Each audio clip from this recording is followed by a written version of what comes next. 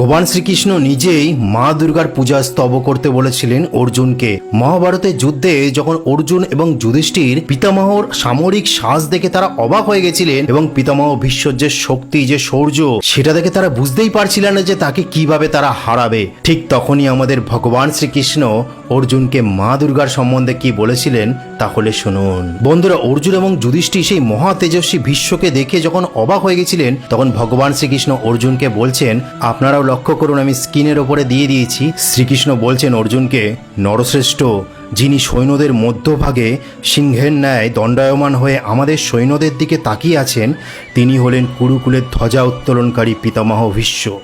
মেঘ যেমন সূর্যকে ঢেকে রাখে, তেমনি এই সৈন্যদল মহানুভব ভীষ্মকে ঘিরে রেখেছে। তুমি প্রথমে সেনাদের বধ করে তবেই ভীষ্মের সঙ্গে যুদ্ধ করবে। তারপর ভগবান শ্রীকৃষ্ণ কৌরব সেনাদের দিকে দৃষ্টিপাত করে যুদ্ধের সময় আগত দেখে অর্জুনের হিতার্থে বললেন, মহাবাহ, এখান থেকে শুনুন, এখান থেকে ভালো লাগবে। যুদ্ধের প্রারম্ভে শত্রুদের পরাজিত করার জন্য তুমি পবিত্র হয়ে দুর্গা দেবীর স্তব করো।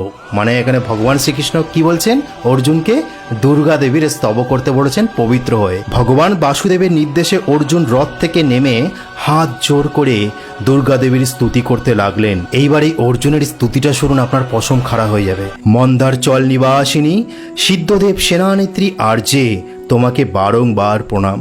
তুমি কুমারী, তুমি কালী, কপালী, কপিলা, কৃষ্ণপিঙ্গলা, ভদ্রকালী এবং মহাকালী প্রভৃতি নামে প্রসিদ্ধা। তোমাকে চণ্ডী বলা হয়, ভক্তদের সংকট থেকে তারণ করায় তারিণী বলা হয়। তোমার দেহের দিব্য বর্ণ অতি সুন্দর, আমি তোমাকে প্রণাম করি। মহাভাগ, তুমি সৌম্য এবং সুন্দর রূপ সম্পন্ন কাত্যায়নী, আবার বিকট রূপ ধারিণী কালী। তুমি জয়া ও বিজয়া নামে বিখ্যাত। তোমার ধ্বজা ময়ূরপুচ্ছের নানা অলঙ্কার তোমার অঙ্গশোভা বৃদ্ধি করে। ত্রিশূল, খড়গ ইত্যাদি অস্ত্র তুমি ধারণ করেছ। তুমি নন্দগোপের বংশে অবতার হয়ে এসেছিলে, তাই তুমি গোপেশ্বর শ্রীকৃষ্ণের কনিষ্ঠা ভগিনী। গুণ ও প্রভায় সর্বশ্রেষ্ঠ মহিষাসুরকে বধ করে তুমি বড়ই প্রসন্ন হয়েছিলে। কৌশিক গোত্রে অবতার হওয়ায় তুমি কৌশিকী নামেও প্রসিদ্ধ। তুমি পীতবস্ত্র ধারণকারিণী।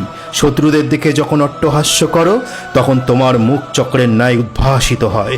যুদ্ধ তোমার অত্যন্ত প্রিয়, আমি তোমাকে বারংবার প্রণাম করি।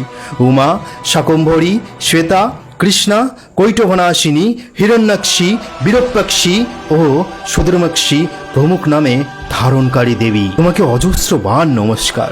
তুমি বেদের শ্রুতি, তুমি স্বরূপ অত্যন্ত পবিত্র। বেদ ও ব্রাহ্মণ তোমার প্রিয়। তুমি জাত বেদা অগ্নির শক্তি। জম্বু কটক মন্দিরে তোমার নিত্য নিবাস। সমস্ত বিদ্যার মধ্যে তুমি ব্রহ্মবিদ্যা এবং দেহধারীদের মধ্যে মহানিদ্রা। ভগবতী, তুমি কার্তিকের মাতা। দুর্গম স্থানে বাস করায় দুর্গা। স্বাহা, শ্রদ্ধা, কলা, কাষ্টা, সরস্বতী, বেদমাতা, সাবিত্রী ও বেদান্ত এসব তোমারই নাম। মহাদেবী, আমি বিশুদ্ধ হৃদয়ে তোমার স্তব করছি। তোমার কৃপায় এই রণাঙ্গনে আমি সর্বদা জয় হোক। মা, তুমি ঘোর জঙ্গলে ভয়পূর্ণ দুর্গম স্থানে ভক্তের গৃহে পাতালে নিত্য নিবাস করো। যুদ্ধে দানবদের পরাজিত করো। তুমি মোহিনী, মায়া, হ্রি, শ্রী, সন্ধ্যা, প্রভাবতী, সাবিত্রী এবং জননী। তুষ্টি, পুষ্টি, ধৃতি এবং সূর্যচন্দ্রের দীপ্তি বৃদ্ধিকারীও তুমি। তুমি ঐশ্বর্যবানদের বিভূতি। যুদ্ধভূমিতে সিদ্ধ ও চরণ তোমাকেই দর্শন করে। এইভাবেই ভগবান শ্রীকৃষ্ণের নির্দেশে অর্জুন আমাদের মা দুর্গার স্তব করেছিলেন, পূজা করেছিলেন এবং তারপরেই মা দুর্গা স্বয়ং তার কাছে এসে আশীর্বাদ প্রদান করেছিলেন যে মা দুর্গা বলছেন, পাণ্ডুনন্দন, তুমি অল্প দিনেই শত্রুদের ওপর বিজয় লাভ করবে। তুমি সাক্ষাৎ নর, তোমার সাহায্যকারী নারায়ণ। তোমাকে কেউ অদদমিত করতে পারবে না। শত্রুদের কথাই নেই, স্বয়ং বজ্রধারী ইন্দ্রের কাছেও তুমি অজয়। এই বলে মা দুর্গা অর্জুনকে আশীর্বাদ দিয়ে তিনি চলে গেলেন। তো যখনই বিপদ এসেছে, মানুষ যখন দিশাহারা হয়ে গেছে এবং দেবতারাও যখন দিশাহারা হয়ে গেছে, তখন আমাদের মা দুর্গাকেই আহ্বান করেছেন।